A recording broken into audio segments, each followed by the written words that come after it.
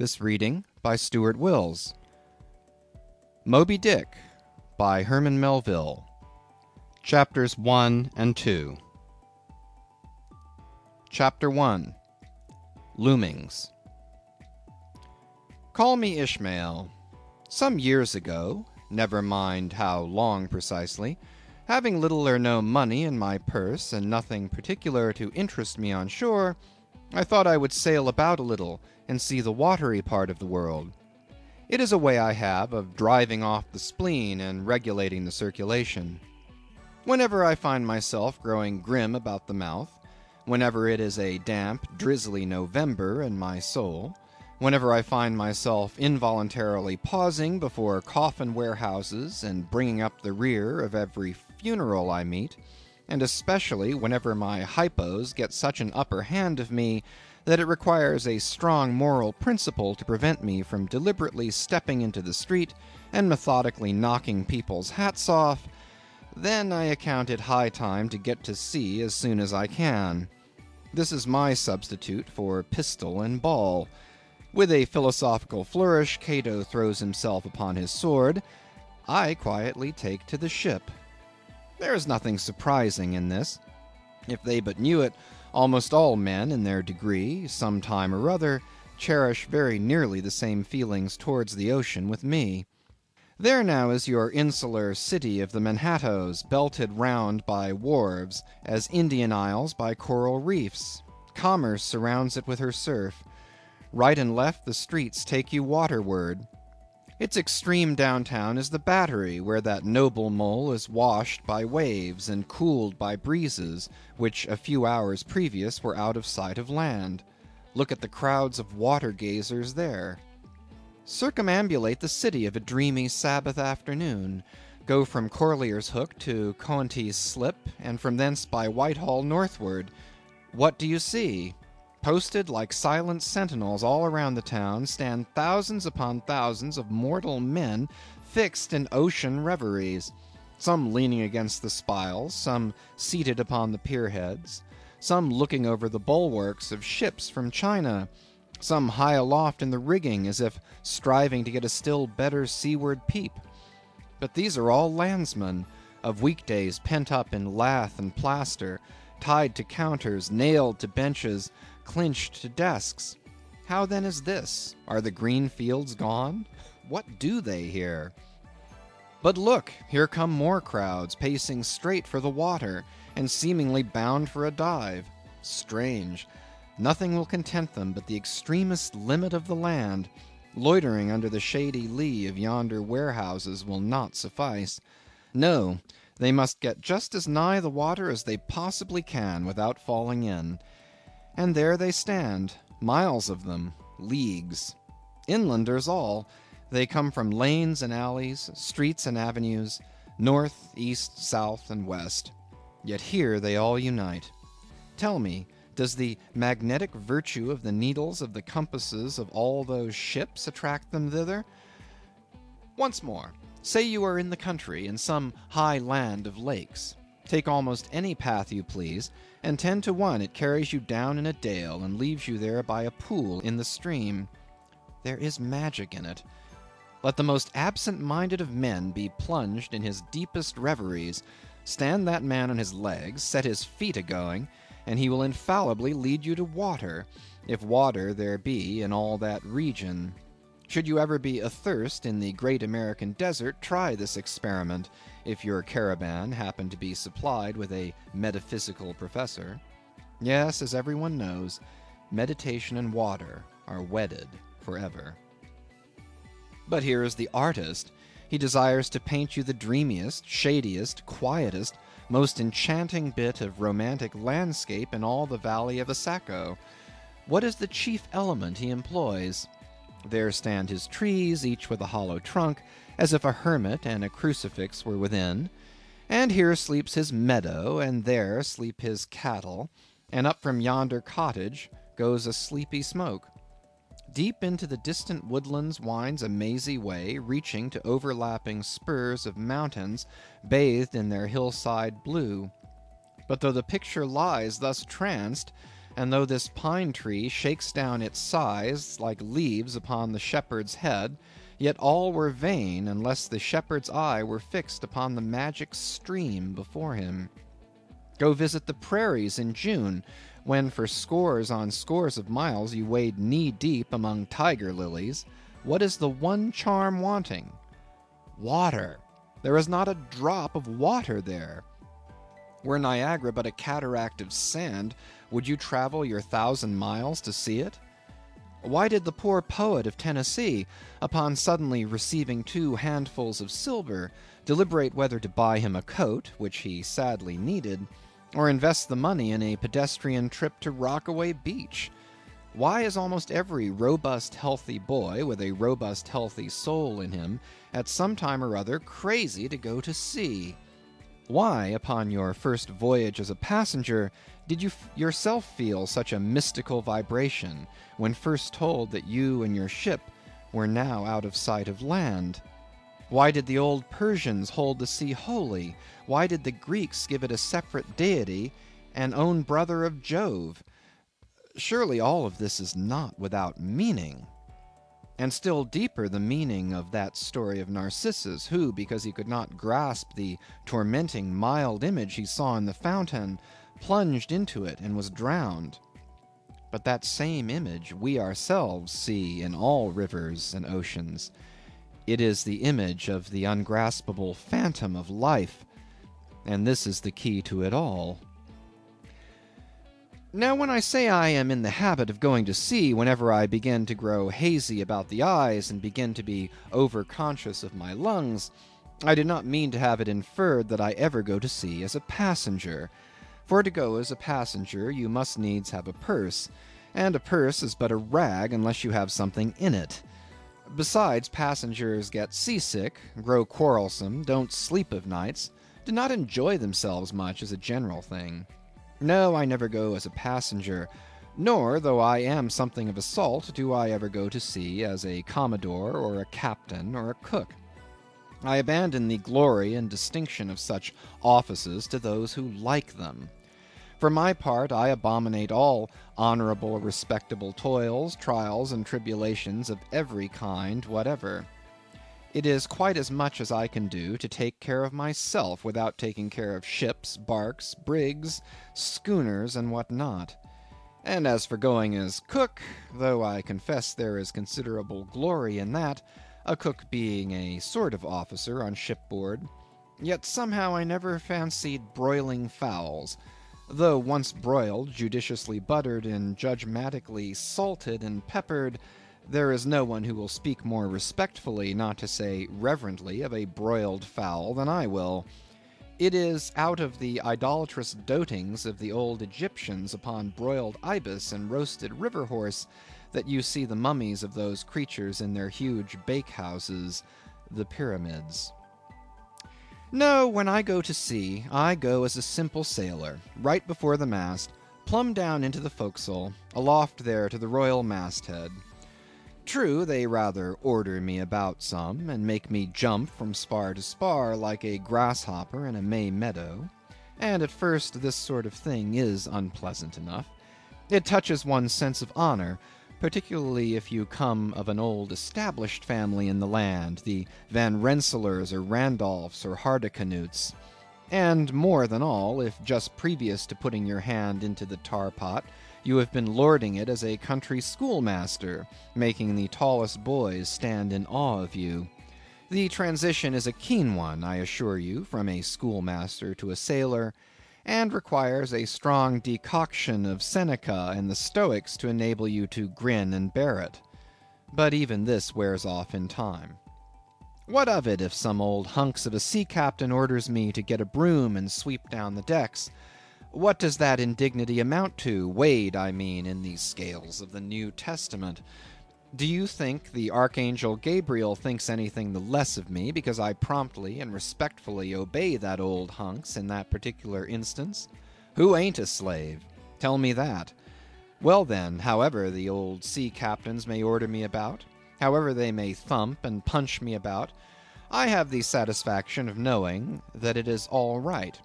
that everybody else is in one way or other served in much the same way, either in a physical or metaphysical point of view, that is. And so the universal thump is passed round, and all hands should rub each other's shoulder blades and be content. Again, I always go to sea as a sailor because they make a point of paying me for my trouble, whereas they never pay passengers a single penny that I ever heard of.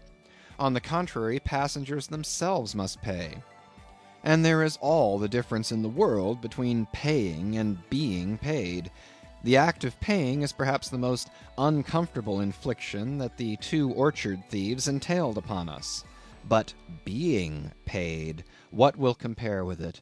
The urbane activity with which a man receives money is really marvelous, considering that we so earnestly believe money to be the root of all earthly ills, and that on no account can a moneyed man enter heaven. Ah, how cheerfully we consign ourselves to perdition.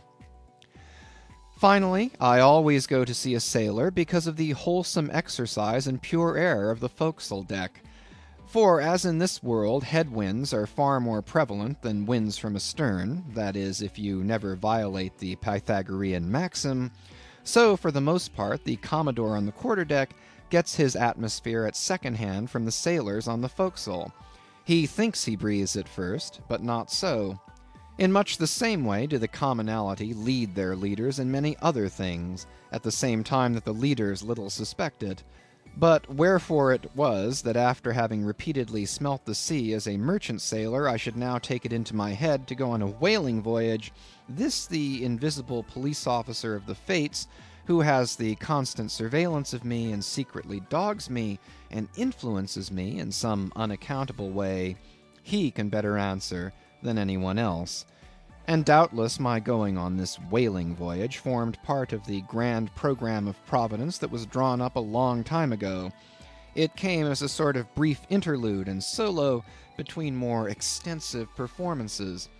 I take it that this part of the bill must have run something like this: Grand contested election for the presidency of the United States. Whaling voyage by one Ishmael. Bloody battle in Afghanistan. Though I cannot tell why it was exactly that those stage managers, the fates, put me down for this shabby part of a whaling voyage, when others were set down for magnificent parts in high tragedies, and short and easy parts in genteel comedies, and jolly parts in farces. Though I cannot tell why this was exactly, yet now that I recall all the circumstances, I think I can see a little into the springs and motives which, being cunningly presented to me under various disguises, induced me to set about performing the part I did, besides cajoling me into the delusion that it was a choice resulting from my own unbiased free will and discriminating judgment. Chief among these motives was the overwhelming idea of the great whale himself. Such a portentous and mysterious monster roused all my curiosity. Then the wild and distant seas where he rolled his island bulk, the undeliverable, the nameless perils of the whale, these with all the attending marvels of 1,000 Patagonian sights and sounds, helped sway me to my wish. With other men, perhaps, such things would not have been inducements, but as for me, I am tormented with an everlasting itch for things remote. I love to sail forbidden seas, and land on barbarous coasts. Not ignoring what is good, I am quick to perceive a horror, and could still be social with it, would they let me, since it is but well to be on friendly terms with all the inmates of the place one lodges in. By reason of these things, then, the whaling voyage was welcome. The great floodgates of the wonder world swung open, and into the wild conceits that swayed me to my purpose, two and two there floated into my inmost soul endless processions of the whale, and midmost of them all, one grand hooded phantom, like a snow hill in the air. Chapter 2. The Carpet Bag. I stuffed a shirt or two into my old carpet bag, tucked it under my arm, and started for Cape Horn in the Pacific. Quitting the good city of Old Manhattan, I duly arrived in New Bedford. It was a Saturday night in December. Much was I disappointed upon learning that the little packet for Nantucket had already sailed, and that no way of reaching that place would offer till the following Monday. As most candidates for the pains and penalties of whaling stop at this same New Bedford, thence to embark on their voyage, it may as well be related that I, for one, had no idea of so doing. For my mind was made up to sail in no other than a Nantucket craft, because there was a fine boisterous something about everything connected with that famous old island which amazingly pleased me. Besides, though New Bedford has of late been gradually monopolizing the business of whaling, and though in this matter poor old Nantucket is now much behind her, yet Nantucket was her great original, the Tyre of this Carthage, the place where the first dead American whale was stranded. Where else but from Nantucket did those aboriginal whalemen, the red men, first sally out in canoes to give chase to the Leviathan? And where but from Nantucket, too, did that first adventurous little sloop put forth, partly laden with imported cobblestones, so goes the story, to throw at the whales, in order to discover when they were nigh enough to risk a harpoon from the bowsprit. Now, having a night, a day, and still another night following before me in New Bedford, ere I could embark for my destined port, it became a matter of concernment where I was to eat and sleep meanwhile. It was a very dubious-looking, nay, a very dark and dismal night, bitingly cold and cheerless. I knew no one in the place. With anxious grapnels I had sounded my pocket, and only brought up a few pieces of silver. So, wherever you go, Ishmael, said I to myself, as I stood in the middle of a dreary street shouldering my bag, and comparing the gloom toward the north with the darkness towards the south, wherever in your wisdom you may conclude to lodge for the night, my dear Ishmael, be sure to inquire the price, and don't be too particular. With halting steps I paced the streets, and passed the sign of the Crossed Harpoons, but it looked too expensive and jolly there. Further on, from the bright red windows of the Swordfish Inn, there came such fervent rays that it seemed to have melted the packed snow and ice before the house, for everywhere else the congealed frost lay 10 inches thick in a hard asphaltic pavement, rather weary for me when I struck my foot against the flinty projections, because from hard, remorseless service the soles of my boots were in a most miserable plight. Too expensive and jolly, again thought I, pausing one moment to watch the broad glare in the street and hear the sounds of the tinkling glasses within. But go on, Ishmael, said I at last, don't you hear? Get away from before the door, your patched boots are stopping the way. So on I went. I now, by instinct, followed the streets that took me waterward, for there, doubtless, were the cheapest, if not the cheeriest, inns. Such dreary streets, blocks of blackness, not houses, on either hand, and here and there a candle, like a candle moving about in a tomb. At this hour of the night, of the last day of the week, that quarter of the town proved all but deserted. But presently I came to a smoky light proceeding from a low, wide building, the door of which stood invitingly open. It had a careless look, as if it were meant for the uses of the public, so entering, the first thing I did was to stumble over an ash-box in the porch. Ha! thought I. Ha! as the flying particles almost choked me. Are these ashes from that destroyed city, Gomorrah?